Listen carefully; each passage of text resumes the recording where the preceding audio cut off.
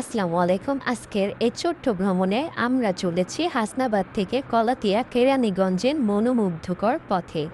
বিকেলের সোনালি আলোয় রাস্তার সৌন্দর্য যেন অন্যরকম। সামনে দেখা যাচ্ছে দৃষ্টিনন্দন ওভারব্রিজ, আর তার নিচ দিয়ে এগিয়ে চলেছে আমাদের যাত্রা।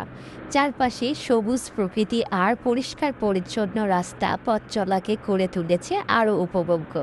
কিছু দূর যাওয়ার পর আমরা থামলাম একটি ছোট্ট গ্রামের টঙের দোকানে।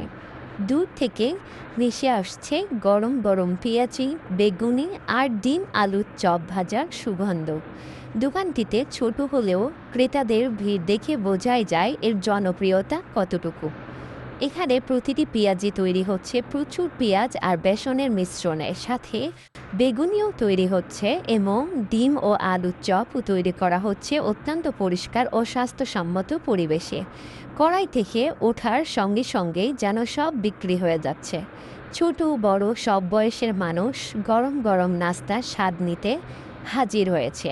আমরাও সুযোগ হাতছাড়া করে নেই, গরম গরম কয়েকটি পেঁয়াজি নিয়ে বসে গেলাম বিকালের নাস্তা করতে। গ্রামের সহজ সরল পরিবেশের এই স্বাদ যেন আরও কয়েক গুণ বেড়ে যায়।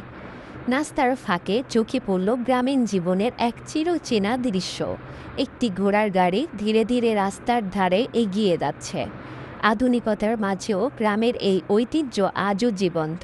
খাওয়া দাওয়া শেষে আবার শুরু হলো আমাদের যাত্রা। সন্ধ্যার আলো ধীরে ধীরে নেমে আসছে। রাস্তার দুই পাশের দৃশ্য আর আকাশের পরিবর্তনশীল রং প্রকৃতিকে করে তুলেছে আরও আকর্ষণীয়। এরপর আমরা ঢাকার উদ্দেশ্যে রওনা দিলাম। মোহাম্মদপুর বছিলা ব্রিজ অতিক্রম করে রাজধানীর ব্যস্ত নগরীতে প্রবেশ করলাম। পথে দেখা মিলল জাতীয় সংসদ ভবনের অপরূপ সৌন্দর্য। দিনের শেষে আলোয় সংসদে দৃশ্য সত্যিই মন ছুঁয়ে যায়।